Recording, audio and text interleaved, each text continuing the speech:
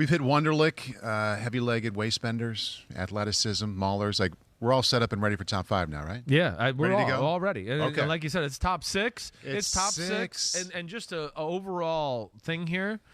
I mean, very good group, especially the top end guys. I think there's probably, I think you legitimately can have 8 O-linemen drafted in the first round. Wow. Definitely. You're talking tackle, guard, center. Yeah. The honorable mentions I'm going to name after them, 2 of them are first-round talents for sure. And I would think they're going to go in the first round. These 6, to me, I think are pretty special. You know me, I like to do the top 5, but there was a guard here and the guy we're going to talk about in a second that I just think's too fucking good that I have to leave him on. I got to put him on the list here. Okay. He's a phenomenal football player, but all these guys are going in the first round. Yeah. I mean, all 6 are going in the first round, and I think the 2 we name after will too as well. Maybe 8. Yeah. Makes me wonder what that means for the fact that we're wondering about if 2 or 3 quarterbacks would go. That's what I mean. The more and more I look at this, I have a pretty good feel for the draft right now. Yeah. Linebacker's the only thing I'm not complete on. The one thing I know, you hear people say there's no superstars in this draft. Okay, I would agree with that. Fine, there's no Myles Garrett, Jadeveon Clowney, or whatever, that kind of guy, right? Yeah. I get it. A lot of really good, though, like, whoa, top 20 picks where you go, this guy's going to be a multiple Pro Bowl player and a starter for 8 to 10 years, right? And then there's a ton of, I like 60-plus guys that I wrote 20 through 45 on in the draft. I mean, 20 through 45, 20 through 45. Okay, that's 60 guys. We're in the 3rd round here. Yeah. So I think that speaks to the depth of the draft. But the thing I was getting to about your quarterback conversation there is I do think at every position, even this one here we're going to hit on, there's 2 or 3 guys that stand alone at the position.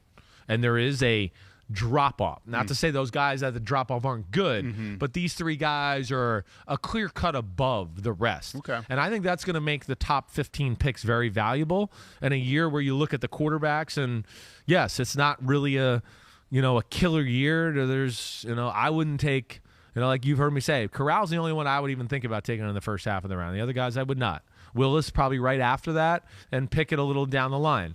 But I think it's going to make those top 15 picks valuable because teams are going to look at it and go, wait, we need a tackle. We feel like there's only 2 or 3 that are really elite that we know like right now. Oh, we need a D tackle. We need a D tackle. We only feel like there's 2, and then it's a drop off. So I think that's going to make it a little bit more valuable and a little different than maybe years past. All right, one of the many signs we're going to have here in the next hour or so of how much you like this offensive line class is the fact that the top 5, as we've mentioned, is actually a top 6. Yeah. Let's get it started here with 6. Yeah, number 6, Kenyan Green from Texas A&M. I mean, he's the guy that, really, we're going to have another guard in front of him here in a second. But first off, huge body, heavy-legged waist bender. How do you like that, Paulie? Right off the bat. Yeah, if it fits. Really, it is. It's a bad thing. Mike didn't like it. But he didn't like it. If you want to say it's a good thing, no, I'm down with that. It's he's not heavy-legged. He's not heavy-legged. This is a really good athlete. Guard. Okay, Is he guard? But he's got power. Yes, that's why I go like heavy-legged that way. He can drive people, root people out of the ground that way. All right. Now it's a body that's maybe a hair pear shape, but a huge body, long arms, not the greatest upper body strength in the world. If there was one thing I would say was probably the negative of him in that, and the reason I made him the second guard behind the guy we're going to get to in a second, the stalemates, things like that, right? You're in the wrestling, like this guy, oh man, we both hit each other hard. Now we're trying to, he could fall off at times. He might every now and then lose that, not want to say lose that battle, but not win that battle or continue to stalemate because he would fall off. But as far as all the athletic stuff is concerned, I mean, the guy is phenomenal. I mean, anything, really. Pulling, straight ahead explosion off the ball, getting to the second level. Now, the reason he's 6 is there's a little bit of a rawness to him. He's not perfect technically all the time. He will take a wrong step every now and then, or maybe take a wrong angle right up to the second level. He talked about maybe the leg drive stops on contact every now and then, and he might fall off. But it's being, very picky here. I'm holding it to a first-round standard. I was amazed by the player, let alone the guy has legit potential to be tackle in the NFL. That was what I wanted to bring up. He does. Versatility Yes. is crazy here. Yes. Okay, 13 starts at right guard in 2019. Right. 10 starts at left guard, 2020. Last year, 7 at left guard, 2 at right guard, 2 at right tackle, 1 at left tackle. I mean, it's the good and the bad. On with one him. hand, it's great to have versatility. Exactly. On the other, it's like, well, if he was awesome at one, why didn't they just leave him? Well, because he was awesome at one, but I think he was also the only guy that sometimes where they go, well, we got a guy that's a little bit better to fill in the guard behind you, and we're gonna make you the guy that has to do the toughest thing and go to left tackle or right tackle. What'd you say there, Pete? They had injuries. I know. Yeah, it was all injury stuff. So they're just trying to get their guy on the field. So that's where the film can be a little cloudy. You have to make sure you really watch him at guard. Tackle, there's going to be a few negative plays here and there. There is. But I don't think it's like a thing where you look at him at a tackle and go, oh, whoa, he can't do that. Yeah. I just go, no, if you let him stay there and let him play and kind of get used to the nuances, he could be a big-time left tackle. But I think for sure he's a big-time guard. That's for sure. The pop off the ball, the way he can move people that way, he's very pliable.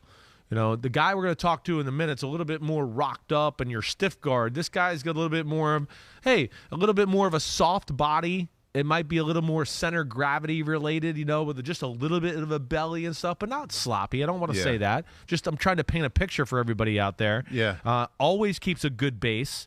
So everything you looked at athletically, you just went, oh, check it off the box. Oh, here's NFL defensive tackles. He holds his own and then some against them. So he was a really good football player. And like I said, the issues I had were just the position movement and a few little just easy coachable fixes that I would look at to go, these aren't worries. This is just somebody's going to get on his ass and coach him a little. Thinking about his athleticism, and I know what you see on tape doesn't always mean, okay, it's going to show up at the combine. But go ahead and take here his combine measurements and kind of how he compared with a lot of the others. And basically, he had a very below-average combine workout, which doesn't mean he's not a great football player. But when you're thinking about taking somebody in the first round, does this concern you? When you look at him compared to other people at his position at the combine, he was below average. No, it doesn't really. It doesn't. I mean, again, the 5.24, the 40, right? Mm-hmm. All right, that's slow. I get it.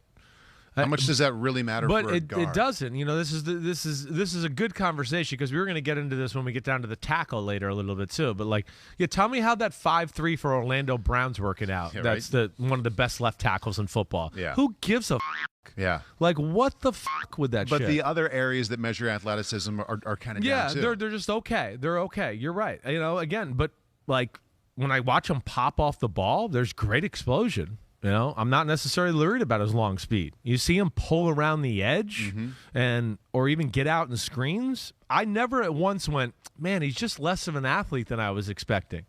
This is one where you turn on the film and then you go back and look at the profile a little bit and you go, wait, really? Are these his numbers? That's kind of surprising because it just nothing shows of that. Nothing.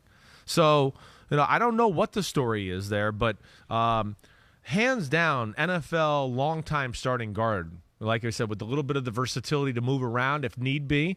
And as I told you, he's dominant at guard at times. I mean, not at times. He's dominant. He shows true dominance there. And I think between that, the get off, the base always being good, I looked at him and just said, this is a first-round guard for sure. There's zero physical concerns with the players. The negative is just a little of the coaching and the technique like we talked about and all the changes. But he has a very high ceiling. And, I don't think it's a very low floor either to go along with it. It's a really good football player. I think he did a nice job of grouping together positions here because as we move to number 5, we keep the guard thoughts coming here. Yeah, number 5, we're going to go with Zion Johnson from Boston College, who's a hell of a football player. Now, here, to compare him with Kenyan Green, I don't think he's as athletic as Kenyan Green. I don't. Watching the film, I went, no, Kenyan Green's clearly the better athlete. You're a big traits guy, so what makes him higher rated? Well, this guy, you don't ever see him really do anything wrong. I mean, that's the big thing. So the other guy's a little bit all the potential, and like I talked about, there's a few raw elements in here. With this guy, too, again, the film is awesome, and we're still talking about a very powerful, strong guy here and a pretty good athlete to go with it. A little stiffer than Kenyan Green, who we were just talking about. But as far as, pure power, getting off the ball, dominating blockers, I mean, letting no one even move him in pass protection. always kind of being in the right positions body-wise. Other than his stance, he has a weird stance. He's got that, kind of got that stance of like, I can't remember who it was back in the old day, where like the knee kind of collapses in on one side a little bit. Was Randall McDaniel? Is that Randall McDaniel? Yeah, Is that who it was? I know. I was going to say like Dermontti Dawson at first, but I think you're right. It was Randall McDaniel. Yeah. So he kind of has weird that weird stance before he mauled everybody. Well, that's kind of what this is. It's the only thing you question on this kid is the stance. Yeah. He's very instinctive. Boston College, of course, they're very well coached up there, but always the right angles to the second level. But not as impressive in space as Kenyan Green in my opinion. But I think overall, the negative plays are less than. Of course, he played guard the whole time, and he is truly like day one. You're going to be able to throw him in and start at guard right away. We've got the measurables from the combine as well with him, and it looks much better. I mean, just the athleticism. He was he was terrific at the combine, and he also has the versatility as well, Chris. I mean, 11 starts right tackle, 7 left guard, 11 left tackle, 11 left guard. I mean, he was all over the place. Yeah, I know. He can do it all. There's nothing you're going to look at. Again, this is another guy that I think if you had injuries on your NFL offensive line, you went, man, we got to play him a tackle. He could probably do it. He can. But he's made to be a guard. He is. He's got the guard build, the power. He's 34-inch long arms, but to me, the arms, they don't pop off on film. And again, I'll say it one more time. I thought the other kid was a better athlete. When I first started watching this kid, I went, he's a mauler, He's got the look of a good athlete, but there's a little stiffness to his game. But as I went on with the film, one of the things I wrote down is the more I watch, the more I kind of like the athlete. I do. Straight line, he's awesome. Pulling, awesome.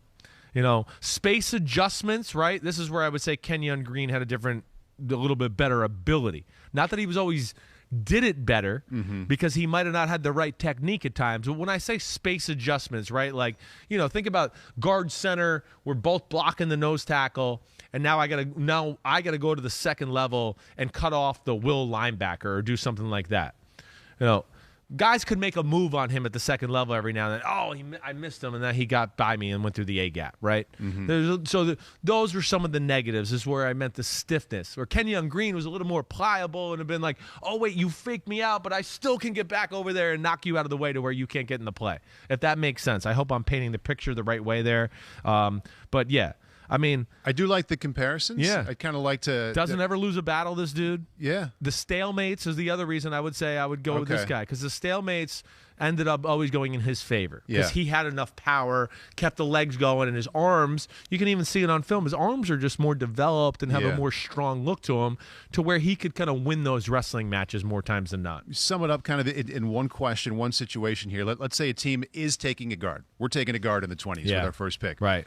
Love both these guys. Yeah. Chris, what's the biggest difference between them? I just think I'm going to go with, the biggest thing I'm going to go with is, one is totally ready and I have no questions about. The other one is maybe a higher end athlete, but not so much to where I go, wait, there's a few things in the technique that I got to, that bother me, right? So he's not such a great athlete that the technique issues, you go, oh, well, I'm not worried about that. So that's where I think I got to put Zion Johnson ahead of him that way. All right, he's a little lesser of an athlete, but I think in all other areas, he's a better football player. Okay. I guess that's where I'm going with that, if that makes sense. How high would you expect him to go? 20 to 32. That's kind of where I wrote, right in that range, somewhere in there. I mean, the one thing with... the pass protection, I think, was the thing I was very impressed with. I really was. Legs were always underneath him and a good anchor. Very good punch and hand usage, which you don't always see from guards in the coming out of college. But doesn't let tackles get into his body and get momentum, right? He kind of meets them and punches and stuns them right away. So now, oh no, you big fucker, you're not going to get momentum and then run me over. I'm going to stop the momentum, and then we're just going to be in a stalemate fight right here. And like I said, he's very good in that. PFF summed it up pretty well. He's not perfect, but he has no glaring weakness on tape. That's kind of what it is. Exactly right. He's not perfect, but he's damn good. He is. And there's no question that he's a first-round guard and a starting guard really right away, day one. I like both of these guys a lot. Like I said, Zion Johnson, I think it's just the film. The film is cleaner, and he's ready to go right now. All right, enough of these guards, although it was clear to see that you think that they both belong there in that back part of the first round. Let's get into the tackles. Yeah. The money position up front here for the first round. The money position. SEC is our first stop here. Yeah, Charles Cross, Mississippi State. That's where I'm going to go here. Now, I know a lot of people. He's part of the big three as far as the tackle position is concerned, right? Really good specimen. Has a body you look at right away and you just go, oh man, he looks like an NFL left tackle. All right, he's got arms long as hell. So all the things you like for a tackle are perfect. Is he perfect? No, he's not.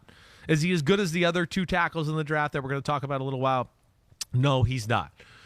Does he have the potential to be as good as they do? Yeah, he probably does. But it's not one where you can just throw him up there in their class quite yet. What's your biggest concern that kind of keeps him out of that group of the top two? One, can play a little high, all right? That was the one thing that I did not love. And then, he's a little like, I want to get to the tightness in his hips to really be in a strong athletic position and have your base underneath you. That's what I mean, where, he at times it just seems too upright. And there are moments of when he can get pushed back or pushed around, right? And, I'm big on base. Of course, it's a huge thing. Again, when Cam Jordan puts his hand on the ground and just goes, I'm going to that spot as fast as I can go, well, then you better have some special base to stop that guy and put your foot in the ground and have an anchor to stop him. And that's always my concern with these type of guys. So that's my issue with him. He is the rawest of these tackles. Great feet, awesome in space, okay? But, yes, can play, like, way too high, all right? That's the first thing that comes together. Can have moments in pass protection where – again, it can be less than because the mechanics aren't good. The feet can get close together to where you're like, well, you should never be in a position where your feet are like more narrow than your shoulders at tackle. Right. You're going to get pushed over. So those are things that you looked at.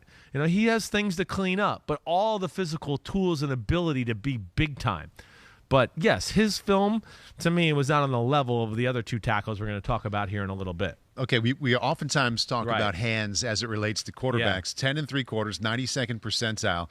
This description of his hands, I want to hear what you think about this. Big, strong, and sticky. Does that fit, and what does it mean? Yeah, well, I think what they mean by, like, sticky is that, like, when he gets his hands on you, they kind of stick on there. Right? Is that what they're meaning by that? Like, overall? But he's not holding. I didn't come away looking at it as holding. Yeah. I didn't see, like, holding being an issue with him overall. Yeah. Now, what's an issue with him is how bland their offense is.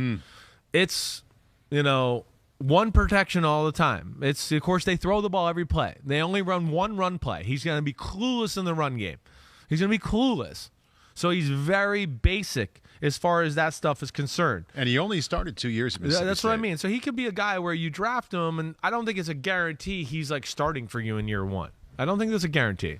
If you take a tackle in year one, aren't you most of the time thinking he's going to start on one side or the other? Yeah, I mean, you would like that to be. Now, he has, like, big-time starting potential to where he's good enough to where you take him and, okay, yeah, you hope he starts year one, but if he has to be your sixth lineman or whatever and then you get him in the next year, so what?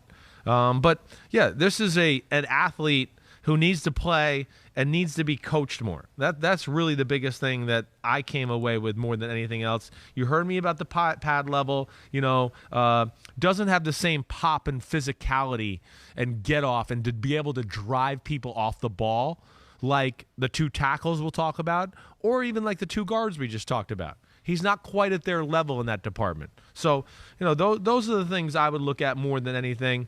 And then you heard me say, the mechanics, the anchor were not on the level, especially of the top two pass protectors in the draft, in my opinion. I feel like in this class, no matter the position we're talking, we've hit a lot of 40 times. They're like, boy, these are fast this year. Right. I always find it interesting. I don't know if it's meaningful or significant. Just interesting when someone who's 6'5", 310, like Charles Cross, comes down underneath the 5. So he runs a 4.95, 94th percentile at the combine.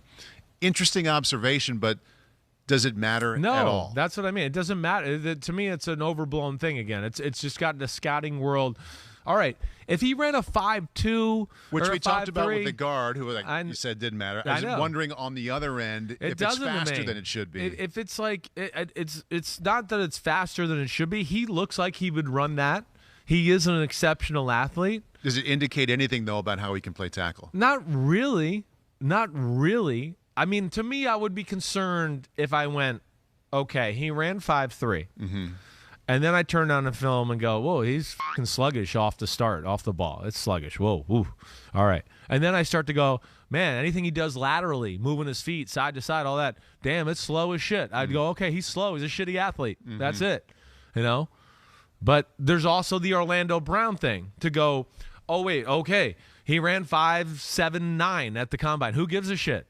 Nobody ever turned the corner on him against Oklahoma. Nobody ever pushed him back. But we decided the last 35 yards of a 40-yard race that an offensive tackle never has to run all of a sudden mattered. Yeah. And that's to me where just like, yeah, I don't, it's a good thing to have, but it's not a starter or a finisher for me either way. Right. I guess is what I'm saying. Does that make sense? It totally makes sense. Okay. I think the main things I take away of this is someone who just walks in and wants to learn about him. Of the three offensive tackles, he's I don't want to say significantly, but it sounds like clearly 3 for me. Yeah, clearly. It's not like he's 2A. No, to whatever exactly your top right. two are. No. So he's a little bit distant back there, and he might be a little bit of a project in year one, too. I wouldn't be shocked. I wouldn't be like, if you told me, oh, he's not starting at the end of training camp. Yeah. They're going to he's the 6th guy. He's going to, okay, I'm not shocked by that. Yeah. I understand that. Like you said, he hasn't played a lot. He came from a school that doesn't do a lot. They throw the ball every play in the shotgun. It's the same pass protection every play. Mm-hmm. So there's going to be a little there to it. But you're getting a guy that does have the potential to be like all pro. I mean, that's the thing. There's no physical limitations or weakness to the player overall. You just got to fix some of those things and give it a little time. But yes, to your point, I wrote the other 2 tackles are top 5-ish, top 8-ish picks. This guy to me is 18 to 32. That's where now he'll probably be overdrafted because I think because of the measurables and what we're talking about here. But to me, he's in the second half of the first round for me. We're going to hit those 2 tackles here in a moment. Let's take a break from them. We get to number 3.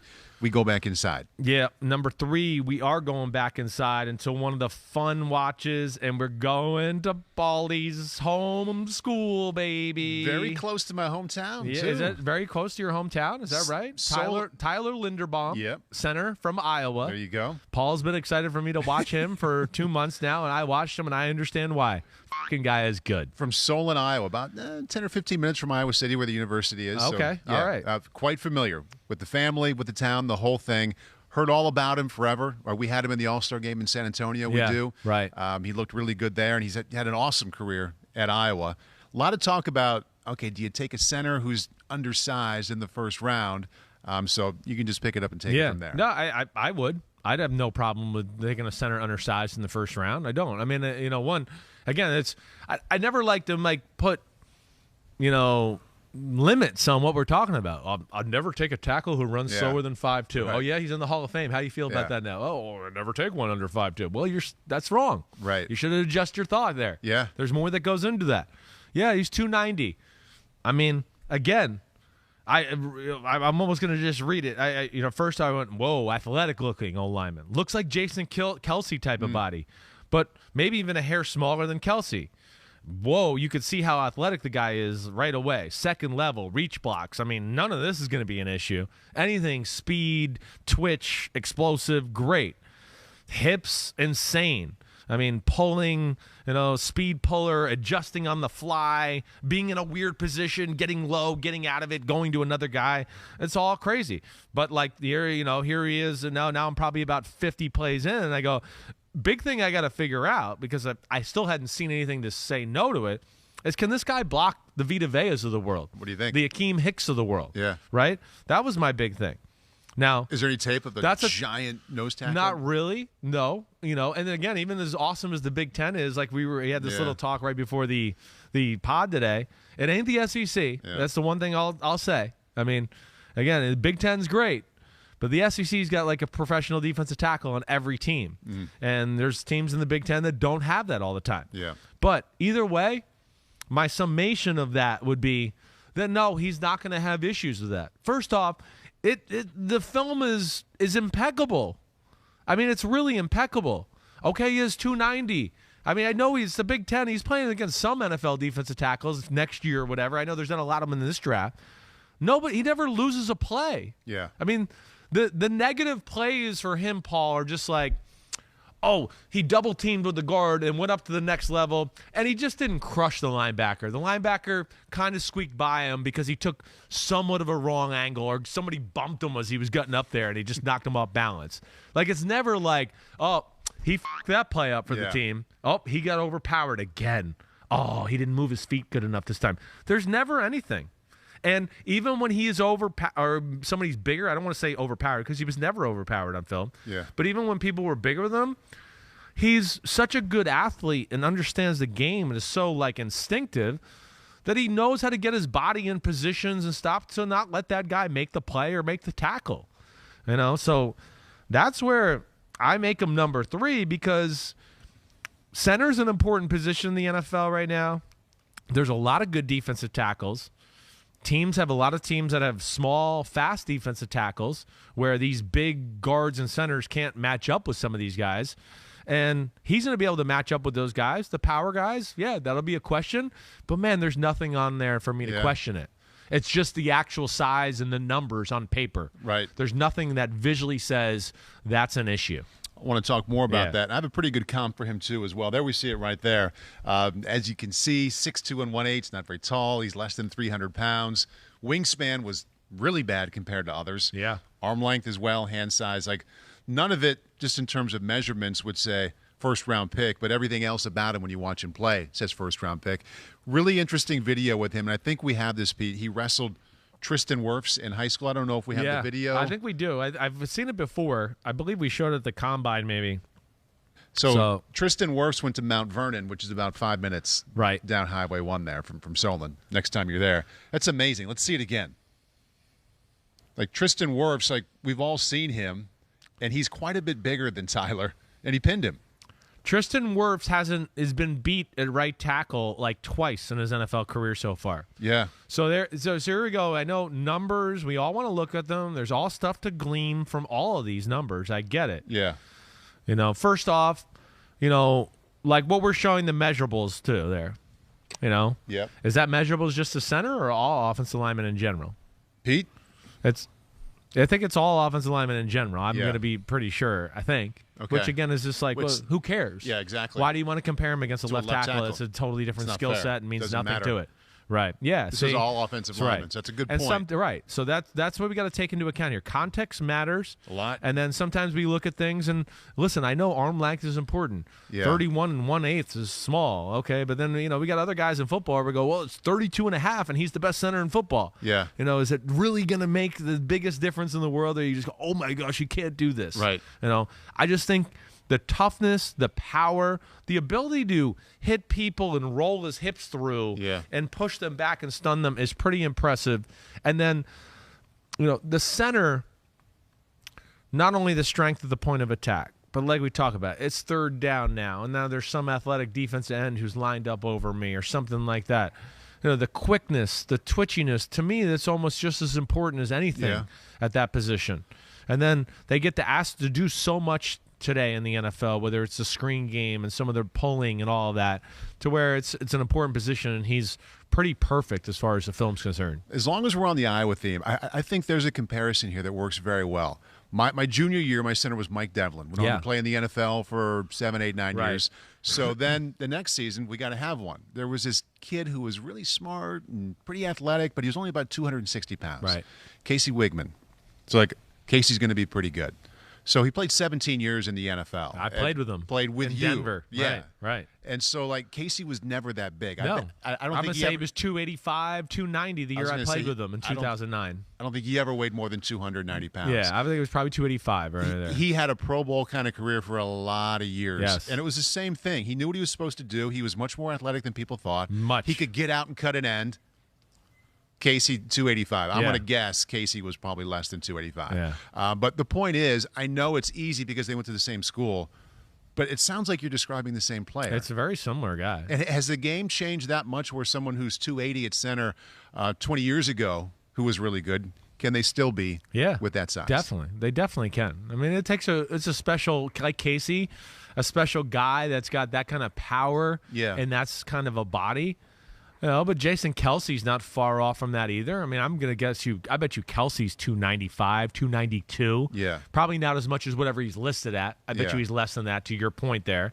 No, but it's a position about how quick and explosive you can get on them. This is where these guys make up. Casey Wigman would win battles because he could snap the ball and get on the guy in front of him before that guy could get off the ball and get the momentum to push him back, even though he was the bigger man. So he's already had his body on the guy as that guy was trying to go, and he's like, no, I'm already on you. You stop your, you're stopping there. So there is something to that, let alone, again, that's strong. Okay, this guy's he's to my right, and I got to make a reach block. Set HUD, the quick explosion, get over there, the quickness just to get them in front of the guy. And more times than not, it's the most important thing there anyway. Yeah. And then he understands how to kind of stop him or slow him down in the track. So the guy's a first-round center. He has a chance to be really special, in my opinion. He's a fucking machine who never loses a battle and does high-level NFL stuff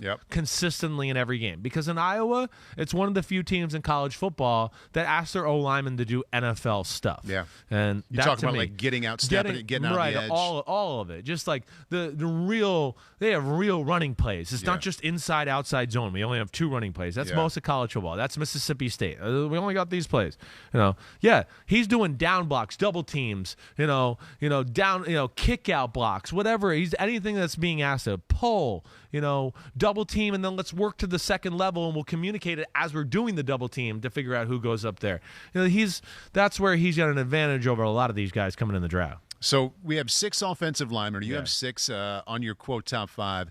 I think we've had 3. Yeah, 3 interior. We've had 2 guards and a center, only 1 tackle. Yeah. So we're moving into the top 2. The big top 2. And we are nothing but tackles from here on out. Yeah, nothing but tackles here on out. It's the big 2. We know who they are. I mean, the big 2 are Evan Neal and, Ickey Ekwonu, all right? And I am making Ickey Ekwonu my number 2. All right, and then let me just say, this is not easy. I was going to say, how difficult was parsing that This one could out? be a 1 or a 1A type of thing. This is a phenomenal football player. And I'm going to state right now that overall, Ickey Ekwonu's film was better than Evan Neal's. Okay? It was better overall. So you're gonna have to wait till I get to Evan Neal to ask that question. Why he's won? You can see it in the word bubble above my head. Yeah, I know. You want to ask? So wait, why? So overall, film is phenomenal. Okay, the guy could be a guard, but he's made for left tackle. I mean, so there's a little versatility there for sure. But like, incredible athlete, incredible get off. The power to move and dig and root people out, no doubt about it. All the movement stuff is really, really special. I mean, to be 320, he carries it very easily. He doesn't even look 320 on the film when the way he moves and does everything. But I think between that, I mean, it's like elite explosiveness, elite change of direction ability. The redirects, like we're talking about, going to the second level, the linebacker tries to juke him out. No, not so fast. Not around this guy. He's going to be there to knock you out. Blows people back on contact. So that's, I mean, right away you see that and you just go, man, the guy's got it all. There's nothing in his game that he physically can't do, and most things he does at a very elite level. In the ACC, did you have much film to look at where he was going at an ass kicker on the other side as well? Yeah, it's not as much. Like when they played Florida State, right? Florida State, they did a good job of not putting their best guy over him the whole game. Yeah. Right? So there was that. And that would be some of the negatives we talk about here with him. Again, this is a phenomenal football player, very worthy of being a top 5 pick for sure. All right? But like, yes, the true NFL pure pass protection plays are not many in the NC State offense. There's not a lot of times he's asked there to be like, hey, protect for 4 seconds. The quarterback's going to take a 7-step drop, and we're reading, the post to the deep corner to the crosser coming across. We want you to hold up. Almost everything is get it out quick, RPO. No. So it's like, holy shit, this is the 60th play of the game. He's only really pass protected 4 times the whole game. Yeah. I mean, holy crap. It drives you crazy. So, but, even within all that, there's nothing there negatively other than there's some pass protection areas that need to be cleaned up. But again, we're being nitpicky. I'm holding to like top 5 of the draft type of conversation here. I've seen sloppy feet can lead him to struggle. A little bit. You buy that? Yeah, a little. I think sloppy feet sometimes in the pass game can kind of like, make the initial contact and hit with you and then kind of lean on you and stop his feet, and then people might go around. So there's a little bit of that to where I would go. The weight gets over his toes a little sometimes on contact instead of kind of sitting in there and having that base underneath you, right? So it's that. But, like, again, it's not like you see it every game or all the time. It's just, okay, here it is. And it's fixable. With the kind of athlete and power this guy has, it's still an incredible, anchor. And the other thing I like, Paul, as the season goes along, I felt like some of that stuff got cleaned up. Good. Where he got better and better at it. He stopped letting pass rushers get all their momentum and run into him at full speed. He started to learn to wait, I got these long freaking arms. Let me throw it out there and stun you a little bit so you can't come into me at 100 miles per hour. So, awesome football player. Clearly expect him to be the top 5. In fact, I really think Houston will take him at number 3. I just feel like it's a Houston Nick Caserio pick. Are you saying that because you think Evan Neal will be gone? I think Evan Neal will probably go after him. Evan Neal will be my favorite. He will be Chris Simms' favorite left tackle, who, if I was a GM, I would take him 1. But I think, yes, I know NFL and how it works and how some of these GM, so clean the tape like we talk about and all that. There's some that are just going to fall in love with it, and then rightly so. The guy is really good, and I think it is debatable about who the number 1 pick is. I'm not certainly sitting here trying to say what I say goes in stone and you listen to me forever. Just one opinion. Yeah. I want to read this opinion to you, and you can take it wherever you'd like to go. This is from NFL.com. It's like watching Greg Robinson all over again when he was coming out of Auburn. He's got that same rawness and protection and power in the running game. More thoughtful player, and more likely to get his issues fixed. That's from an area scout for an NFC team. What do you think? I studied Greg Robinson hard coming out. I think this kid's film's cleaner than Greg Robinson. Greg Robinson was one of those where I felt like it was a little more like Charles Cross, where you went, whoa, I see all this talent and it's really good. But, man, there's some rawness and some crap we got to fix here. But the potential is amazing, right? And, yeah, of course, it didn't work out. I don't look at this guy being that raw. No. This is, to me, is like, we're talking minor adjustments here. The pass protection issues were not that of, like, where I go, oh, man, that's really scary to me. I never was like that.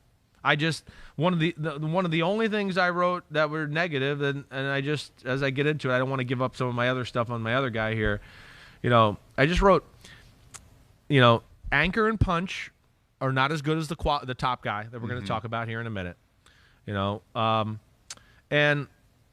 in that pass protection, he will lean and miss at times, like I talked about. Yeah. And that's, again, I think because of the footwork a little bit and all that, but it's minute.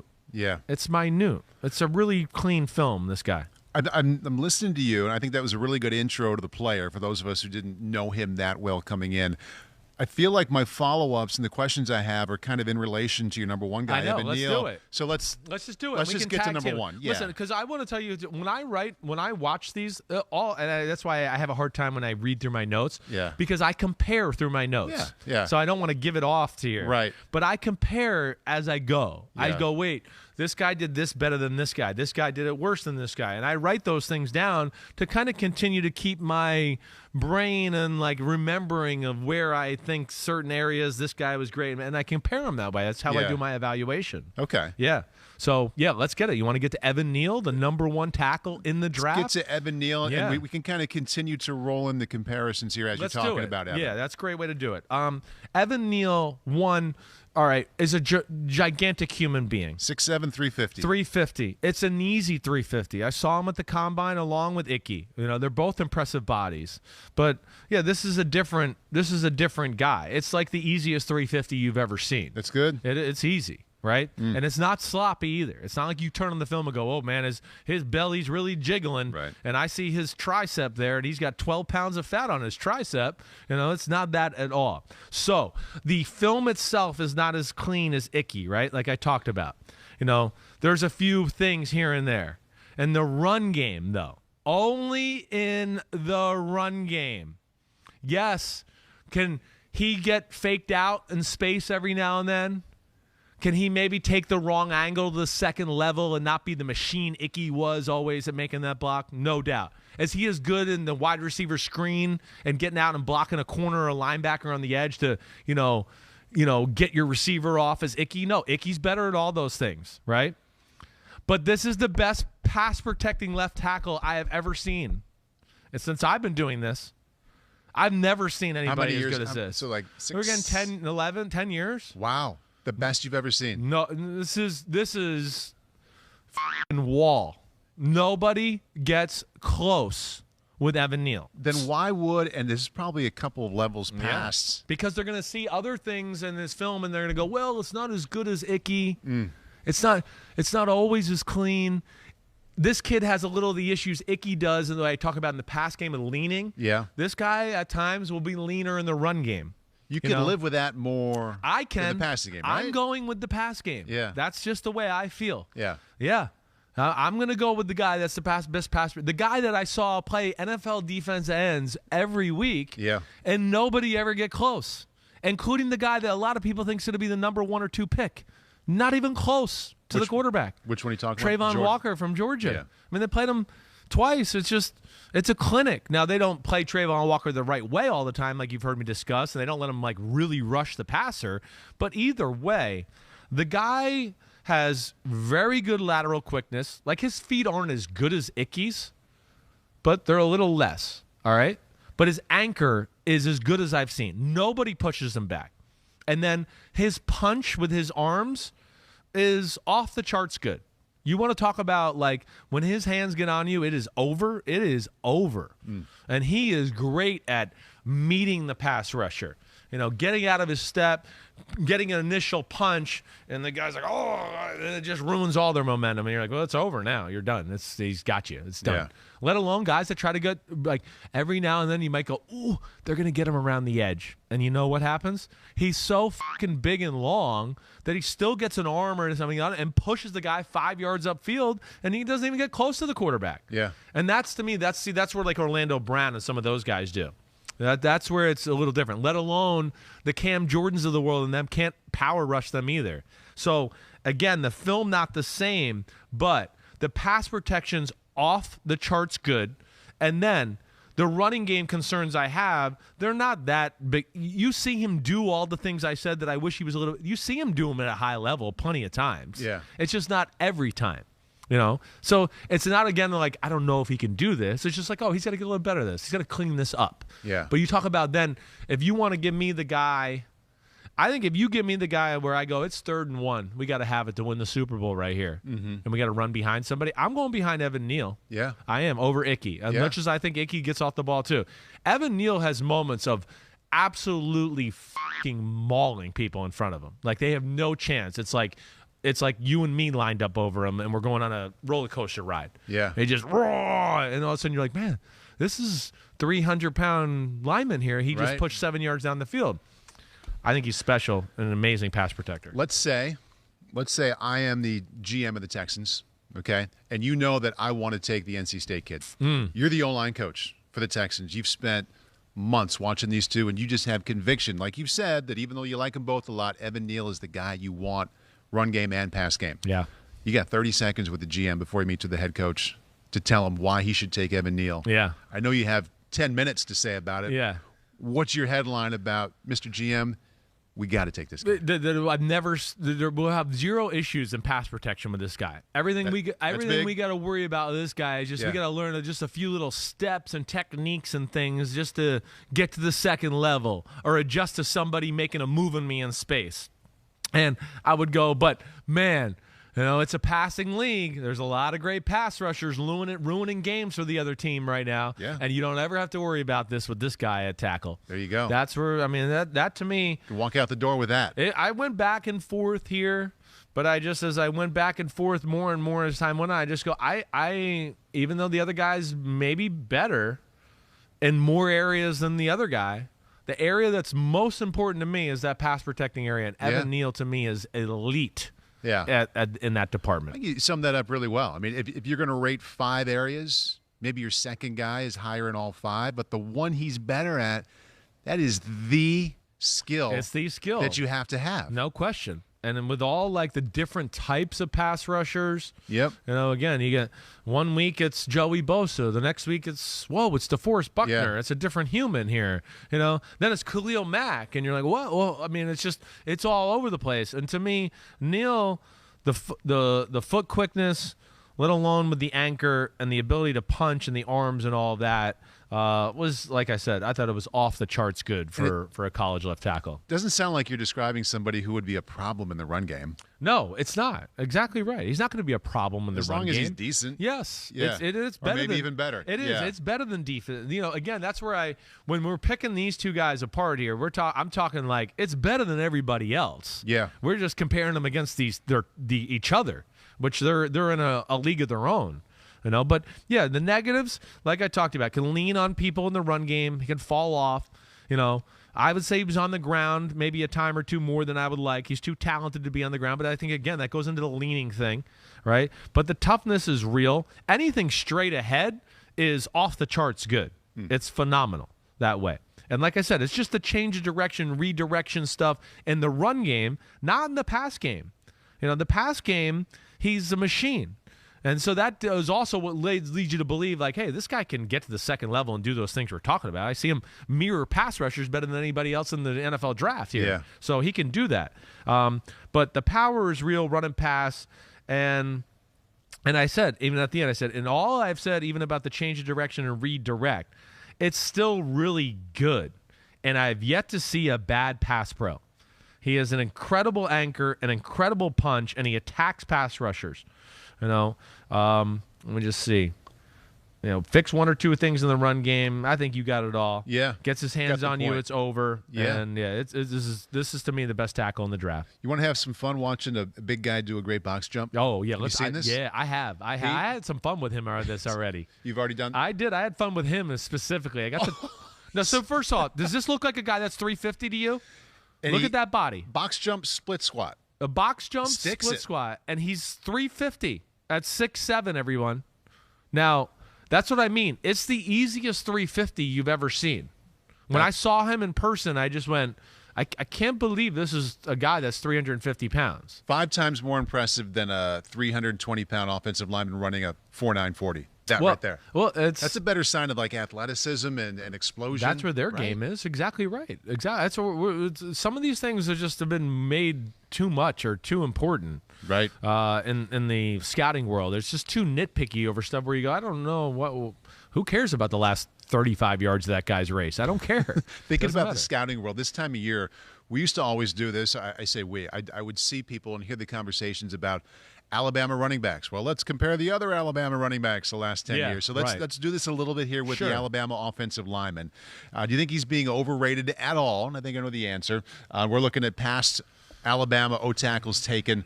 Alex Leatherwood last year, 17 to the Las Vegas Raiders. Yeah. Wills the year before. Williams the year before. Ryan Kelly at center. Yeah. Chance Warmack, DJ Fluker. So what do you make of this Alabama lineage there on the offensive line in the first round? Not all of them have lived up to, I guess, expectations. Some of them have. Should that be any part of his evaluation? No, I get it. Well, listen, I understand the question and where we are here. Alabama, a lot of times maybe they get a little overrated or whatever because you just go, well, we know they're coached the right way. They're doing NFL type stuff. To where, do I think a guy like Alex Leatherwood probably last year got a little overdrafted? I do, yeah. We'll see where it goes. And I think eventually he's going to be a guard all the time, I think. But, you can't let that stuff affect you, right? Because if we went on the, look at what happened here. Alabama sent out D. Milner. We shouldn't draft any more Alabama corners. Oh, yeah? Tell me about Patrick Surtain or Marlon Humphrey or Dre Kirkpatrick or Landon Collins. Right. Where do you want me to end the conversation? Right. After what Pro Bowler? So don't let like one or two, that list is good. Yeah. Wills hasn't maybe been as good as we want, but it's still been good. I don't think this guy's being overrated. And you know what I think. Yeah, no, it sounds like your evaluation of him. I'm a lover of him. I mean, the last 10 years, you haven't seen a left tackle better. I mean, it doesn't matter what his helmet is, what his uniform is in college. You're not going to say that unless you really, really think it. Like, it's not going to get escalated just because he went to school. No, exactly right. That's exactly. You're not going to make that comment. Exactly. Just because he went to Alabama. Just because he went to Alabama. You might push a third-round pick into the second round, but you're not going to make. You're not going to speak that well to somebody. Yes, exactly right. Yeah. That's I think the best way to defend myself. You're right. I think I'm going to use that for now on. I'm here for you. Yeah. Thank you very much. But yeah, he's it's a hell of a football player, and so is Ickey.